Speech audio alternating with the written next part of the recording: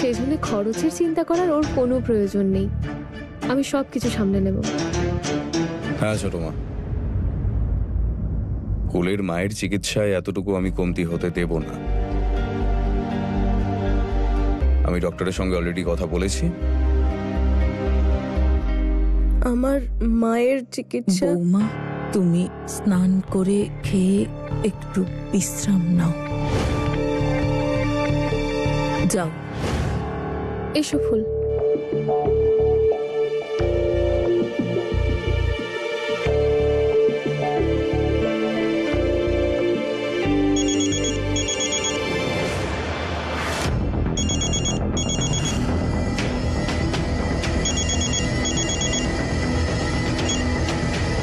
আমি এখন কথা বলতে পারবো না।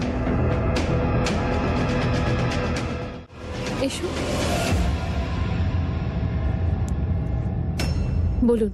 দামি কথা বলছি, জানেন তো ওই যে আমাদের বাবা জীবন, ওনাকে একটা খুব বড় সন্দেহের পোকা কামড়েছে। হ্যাঁ, আর উনি সেই সন্দেহের বশে জিজ্ঞেস করতে যাচ্ছিলেন আমার বরকে। ব্যাপারটা সামলাতে সামলাতে এই রাম ভক্তের অবস্থা খারাপ হয়ে গেছে। হ্যাঁ, তবে 1 লাখ টাকা যদি আমার হাতে চলে আসে তাহলে আমার শরীর আবার ঠিক হয়ে যাবে। আপনার মাথা খারাপ হয়ে গেছে? আমার কাছে আর টাকা নেই, আর তার উপর আমার বাবা মা আমাকে টাকা দেওয়া বন্ধ করে দিয়েছে। দেখুন তারা বৌমা, আপনার কাছে না বলার কোনো জায়গাই নেই। শোভন বাবা জীবন, ওনার মন থেকে সন্দেহ এখনো কিন্তু দূর হয়নি। উনি তো শোভন বাবা জীবনকে সব বলে দিচ্ছিলেন। যে খেলাটা আপনি খেলেছিলেন, যে বিয়ের আগে ফুলকে আর বাড়ির লোকদের কিছু বলবেন না। আগেও একটা বিয়ে হয়েছে, ভেবে ভেবে মাথাটা কেমন ঘুরেই যাচ্ছে। যখন শোভন বাবা জীবন আপনার বিষয় সব জানবে, তুই জানেন উনি আপনার সাথে কি করবেন। এবার একটু হিসেব নিকেশে আসা যাক বরং। সেটা হলো 1 লাখ টাকার জন্য আপনি কি আপনার সব শেষ করে দেবেন? আপনার কাছে না মাত্র 24 ঘন্টা আছে। হয় রাম ভক্তকে আপনি খুশি করুন, আর নয়তো নিজে দুঃখী হওয়ার জন্য নিজের মনটাকে তৈরি করুন। চলুন, জয় শ্রী রামচন্দ্র।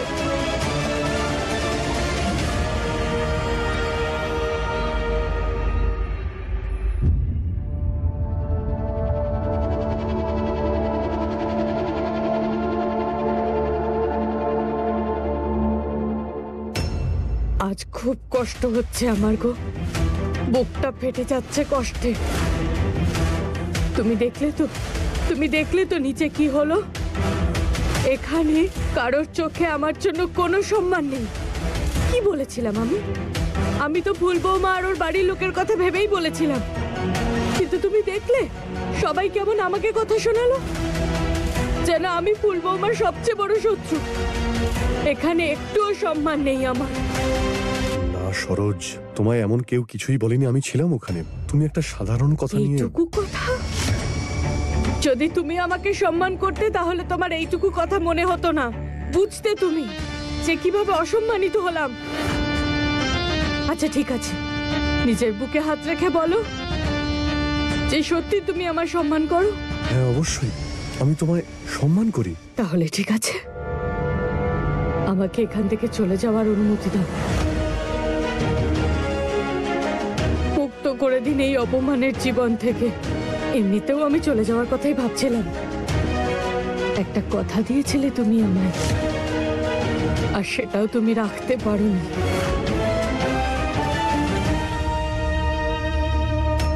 যদি এখন পরিস্থিতি এইরকমই হয় যে তোমার আর সরস্বতীর মধ্যে আমায় একজনকে বাঁচতে হবে, তো আমি তোমাকেই বেছে নেব সরোজ। আর খুব তাড়াতাড়ি সরস্বতীকে আমি ডিভোর্স দেব। আমি সব জানি সরোজ, আমার প্রতিশ্রুতি আমি ভুলিনি। আমি কিন্তু আমার কথা রেখেছি। সত্যি?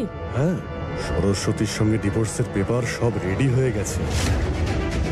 এই ফুল বৌমার মায়ের সমস্যাটা একবার মিটে যেতে দাও, তারপর আমি সরস্বতীকে দিয়ে এতে সাইন করিয়ে নেব। কোথায় আছে? কোথায় সেই কাগজ? আমি একবার দেখব, তবেই আমার শান্তি হবে।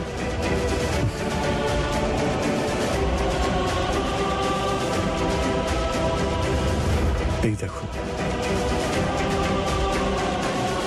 সত্যি গো?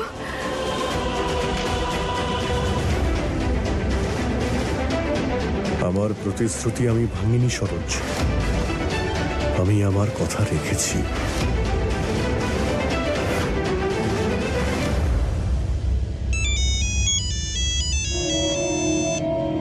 হ্যাঁ, আমি এক্ষুনি আসছি।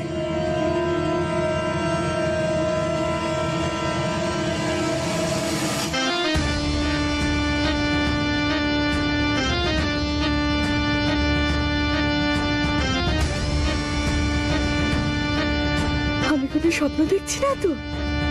চিমটি কাটি, চিমটি কাটি।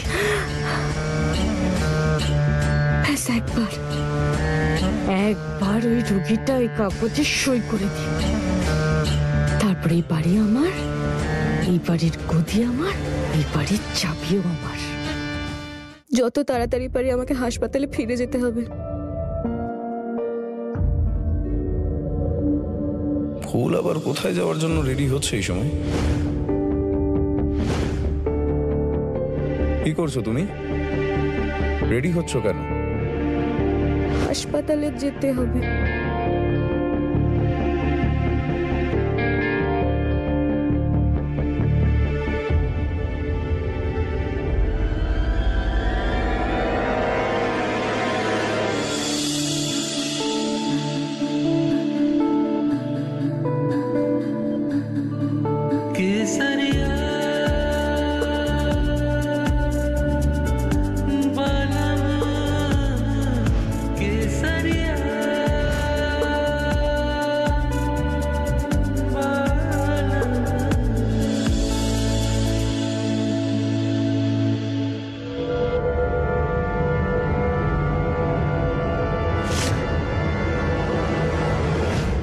ফুল, তোমার তো জ্বর।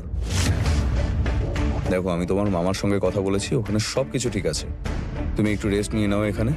না না, আমি ঠিক আছি, মায়ের কাছে থাকতে হবে।